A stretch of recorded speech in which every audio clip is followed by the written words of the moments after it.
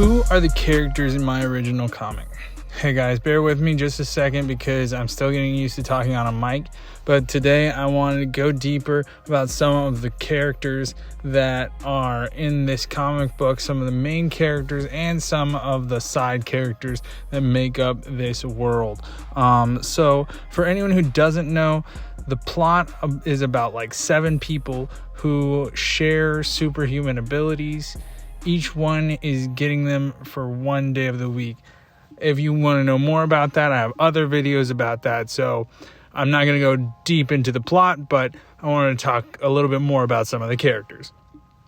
I have talked a little bit more about the main character. His name's Evan, and I wanted to talk a bit more about his origin and some of these other guys. So at first he gets his ability on like a Tuesday, and then suddenly he has like flight, he has strength, the whole 9 yards, like literally the whole like Superman stereotype, he can do it. But if you think about it, you wouldn't be used to your powers yet, like right when you get them.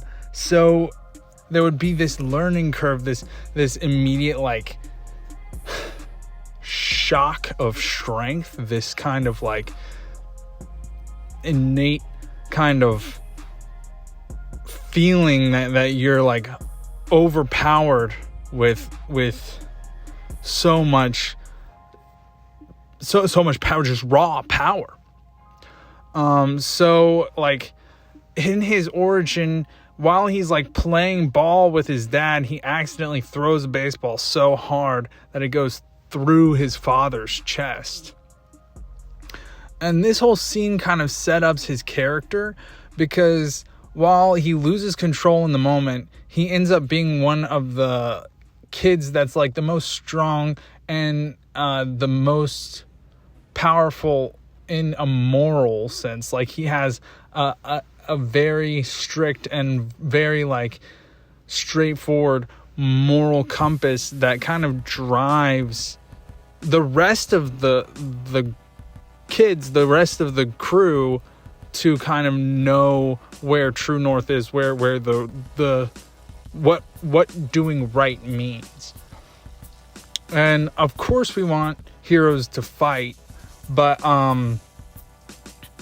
I wanted to see what it would be like to have a character that is almost more passive. So for this next character, I went to the character who is on Wednesday. Her name is Erica. She's just kind of really kind-hearted. Something I want to touch on is the fact that these kids, they're kind of forced into this life. They don't like really get a choice. But a few of them adapt well, and a few are just like don't really seek out that confrontation that gets kind of pushed onto them. What you kind of have to think about is, in our daily lives, in reality, we don't really seek out confrontation. We don't try, even if we're trying to do it, even if we were doing it for the greater good or to try and help out others, it's not something that's like within us to go and find people who are causing trouble. Mostly it's kind of a live and let live mentality, and that's how most people live their lives. So I wanted to kind of go on that thread a little bit, and I think the way most people try and do right is just by being kind and being a good person that is like non-confrontational. And like I said, of course we want our heroes to fight, and of course they will, but I just wanted to highlight the way that most real humans put forth effort, which isn't usually with their fists. You know, having a whole character that is really kind-hearted and avoids most confrontation, to me, was kind of important. That's why I wanted to create this character, Erica, who is just, that's her kind of arc.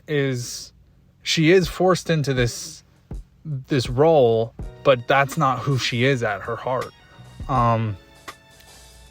This next character is much more of a side character. I imagined a plot thread where they try to replace one of the main 7. They have gravity abilities, and they are selected because they can mimic the fighting style and the strength aspect close enough. So I imagine Neuron, the main corporation, once they find out that they're missing one of the 7, that they try and find a person close enough in age and close enough in strength and abilities to try and just be able to fill that spot. So this is kind of how I see this character. They have their own abilities, and the big kind of key point of this character is they would have their abilities 24/7. This would not be a one-off kind of a thing for them. So if they ever got into a confrontation with one of the other characters, yes, on that specific day, on their day, they may be overpowered, but 9 times out of 10 they have power and the other people do not. So that's kind of what I was thinking with them. This last character is just kind of an idea I had for a speed character, one who has kind of joined himself together through running through all of the timelines in a way, on almost an endless loop. And it's kind of like Loki at the end of his TV show, where he's holding together every timeline. I imagine he's running so fast that he is acting as a battery power for every reality. In every single reality, he is running on this endless loop that he is powering all of existence. So he's not really even fighting anybody, but he's keeping everyone, good and bad, alive at all times. Well, these are just some of my ideas that I was having for some of these characters. I hope I didn't go off the rails too much, and I hope you really like this video. It really helps the channel and the comic if you subscribe. I don't like asking people to subscribe. But it really does. It does help if you subscribe. That would be awesome. And if there's any other things or ideas, art, anything, I will drop my my email in the description, and you can send me that to my email. And also, if not to my email, you can also send me in the comments other ideas for videos, other cool little, someone sent in an idea for a villain they had. It was just anything and everything is awesome to hear about. So that'll do it. Thank you so much. Bye.